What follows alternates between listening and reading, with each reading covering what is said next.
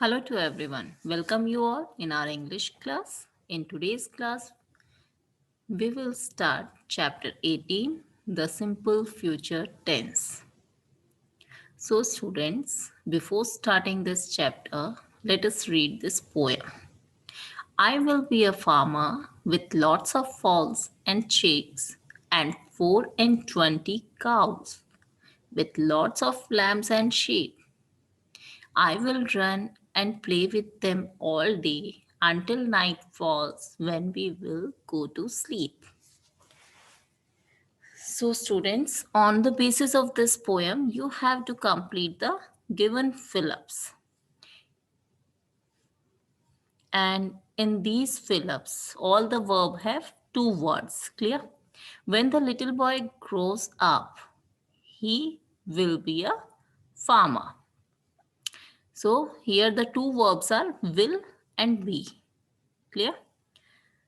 Second, he will have lots of fowls, chicks, lambs, and sheep. Third, he will run and will play with them all day.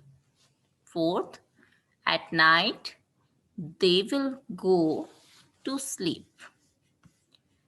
Now, students, here I want to tell you all that through this poem, the point want to convey that in future, when he will grown up, he want to be a farmer, and then he will have so many farm animals at his farm.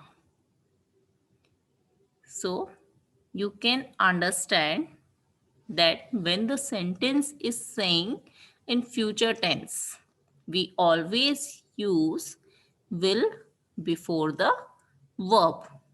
Clear? It means जब भी हम future tense के बारे में बात करेंगे, it means भविष्य में होने वाली किसी चीज़ के बारे में बात करेंगे, तो हम वर्ब से पहले हमेशा विल को यूज़ करेंगे. यहाँ पे हम कुछ और सेंटेंसेस भी पढ़ते हैं जिसके बाद ये चीज़ हमें और अच्छे से क्लियर हो जाएगी. Read these sentences. They will act in play tomorrow. The Piper will play at the wedding. I will sleep at night 9 o'clock tonight. इन तीनों सेंटेंस में अब एक एक करके मैं एक्सप्लेन करती हूँ. फर्स्ट वाले में वो कह रहा है कि they will act in play tomorrow. It means कि वो प्ले में कल एक्ट करेगा. Then piper. पाइपर मीन्स जो म्यूजिक बजाता है एक इंस्ट्रूमेंट की हेल्प से, तो वो कल वेडिंग में यानी शादी में उसको बजाएगा. And third one is I will sleep at 9 o'clock tonight. मैं आज 9 बजे सोऊंगा. The verb will act, will play and will sleep show actions that will happen at some time in the future. It means यहाँ पे हमें ये clear हो जाता है कि सिंपल फ्यूचर टेंस वो टेंस होता है जिसमें उन एक्शंस के बारे में बात की जाती है जो कि कमिंग फ्यूचर, इट मीन्स कि आने वाले समय में हम करने वाले हैं. Clear? So the structure for simple future tense. अब हम अगर सिंपल फ्यूचर टेंस में अगर सेंटेंस बनाते हैं तो सबसे पहले सब्जेक्ट आता है. सब्जेक्ट के साथ में सब्जेक्ट के बाद में विल आएगा. विल के बाद में वर्ब आएगा और वर्ब के बाद में ऑब्जेक्ट आएगा. This I will explain in your notebook work. Okay, now come to the next page. Look at this table. About a boy called Harish. Complete the sentences about his future with the simple future tense of the verb used in the left column. Left में जो column दिया है वो present के बारे में दिया हुआ है और आफ्टर 10 years के बाद वो क्या करेगा वो यहाँ पे आपको राइट हैंड साइड में लिखना है. क्लियर? सबसे पहली चीज़ जो आप लोगों को ध्यान में रखनी है कि जब भी आप फ्यूचर में कन्वर्ट करोगे हमेशा वर्ब से पहले आपको विल लिखना है. सो सिंपल फ्यूचर टेंस बहुत ही सिंपल है कि आप वर्ब से पहले विल लगा दोगे तो वो आपका सेंटेंस सिंपल फ्यूचर टेंस में कन्वर्ट हो जाएगा. नाउ अब हम पहले उसकी अभी की चीजें जो प्रेजेंट में है उसको पढ़ते हैं, then we will go to the next column. Harish is a young boy. He sleeps by 8 p.m. He studies in school. He plays in the school cricket team. Harish's sister helps him with his schoolwork. He lives in DD Colony now. Everyone likes Harish. I am his best friend now. तो यहाँ पे हरीश से related सारी चीजें explain की गई है. Harish is a singular, वो एक जना है, इसलिए उसके साथ में जो भी वर्ब यूज किया गया है प्रेजेंट टेंस में, उसके पीछे एस लगा है. Clear? Now you can see this side. अब जब हम उसे फ्यूचर में कन्वर्ट करेंगे, he will be a teenager, मतलब आफ्टर 10 ईयर्स. अब 10 साल के बाद क्या होगा उसके बारे में हम बात कर रहे हैं. He will be a teenager. अब वो यंग बॉय नहीं रह गया है, अब वो टीनेजर हो गया है. टीनेजर मीन्स 13 ईयर्स से लेके 19 की एज में जो भी होते हैं वो टीनेजर्स कहलाते हैं. Clear? Then he will sleep later in the night. पहले वो 8 बजे सो जाता था, अब वो लेट सोता है. He will study in college then. पहले स्कूल में स्टडीज करता था और अब कॉलेज में, मतलब आफ्टर 10 ईयर्स वो कॉलेज में स्टडी करेगा. Then Harish sister, no, he will play cricket for the college team. वो अपनी कॉलेज की टीम के लिए क्रिकेट खेलेगा. Harish sister will help him with his science project. उसकी जो सिस्टर है वो उसका साइंस प्रोजेक्ट में हेल्प करेगी. ये सारी चीजें फ्यूचर टेंस में है कि वो ऐसा करेगी.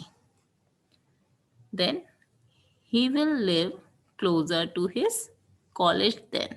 और उसका जो घर होगा वो उसके कॉलेज के पास में ही होगा. Everyone will like Harish. सभी हरीश को पसंद करेंगे. I will be his best friend then. और मैं भी उसका बेस्ट फ्रेंड रहूंगा. Clear? So now come to this passage. Complete the passage using the given words. Some words may be used more than once. अब यहाँ पे कुछ words दिए गए. You can see here कि हर verb से पहले will लगाया गया है, क्योंकि हमें जो भी चीज लिखनी है वो future tense में लिखनी है.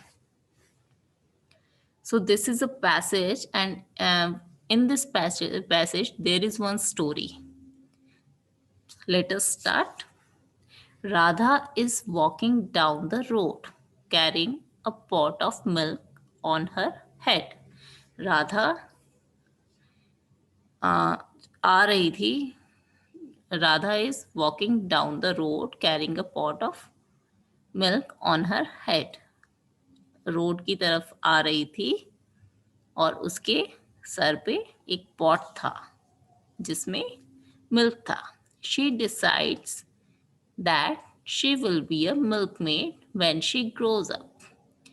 और उसने डिसाइड किया कि जब वो बड़ी होगी तो वो एक मिल्क मेड बन जाएगी. इट मीन्स कि दूध बेचने वाली बन जाएगी. She will carry pots of milk. और फिर वो बहुत सारे पॉट्स ऑफ मिल्क लेके उन्हें बेचने जाएगी. She will sell milk to people in a nearby village. और आस पास के विलेज में वो उस दूध को बेचेगी. मतलब यहाँ पे वो सोच रही है ऐसा कि वो इस तरह की चीज करेगी. अभी वो कहाँ है, वो रोड पे चलती चलती वो ये सारी चीजें सोचती जा रही है. Clear? She says to herself, with the money I will get from selling this milk I will buy some eggs. फिर वो अपने आप से ही बात करती जा रही है कि फिर जो मुझे पैसा मिलेगा वो दूध बेचने से, उससे मैं कुछ एग्स खरीदूंगी. The eggs will hatch into fine chicks. The chicks will grow into hens. और उन एग्स में से कुछ प्यारे प्यारे चूजे होंगे और फिर जब वो चूजे बड़े होंगे तो वो मुर्गी बन जाएंगे. I will sell the hens and get a lot of money. और फिर मैं उनको मुर्गियों को बेच के बहुत सारा पैसा कमाऊंगी. With that money, I will buy a silk sari. और फिर जो मुझे उससे उन मुर्गियों को बेच के जो पैसा मिलेगा उससे मैं एक सिल्क की sari खरीदूंगी. I will be beautiful. When people ask the secret of my wealth, I will toss my head and say no. और मैं एक सिल्क साड़ी पहनूंगी, मैं बहुत सुंदर, बहुत ब्यूटीफुल लगूंगी. और जब लोग मेरे से इतने धनवान होने का मतलब मेरे पास इतना पैसा आ जाएगा उसका सीक्रेट जानना चाहेंगे, तब मैं अपना सर हिला के उनको कहूंगी कि no. Thinking this, she tosses her head. The pot falls from her head. Radha cries and says, now I will never be rich. और ऐसा उसने जब सोचा, वो जब जा रही थी उसके सर पे पॉट था और वो ये सोचते सोचते जा रही थी, और उसने जब ये सोचा कि मैं अपने सर को हिला के लोगों को अपनी जो वेल्थ की सीक्रेट है कि मैं कैसे धनवान बनी वो मैं नहीं बताऊंगी, तो वैसा सोचते ही उसने अपने सर को हिलाया. जैसे ही सिर हिलाया, जो उसके सर पे पॉट रखा हुआ था वो पॉट नीचे गिर गया और राधा जोर से चिल्लाई. और फिर उसने बोला, मैं कभी भी धनवान नहीं बन सकती.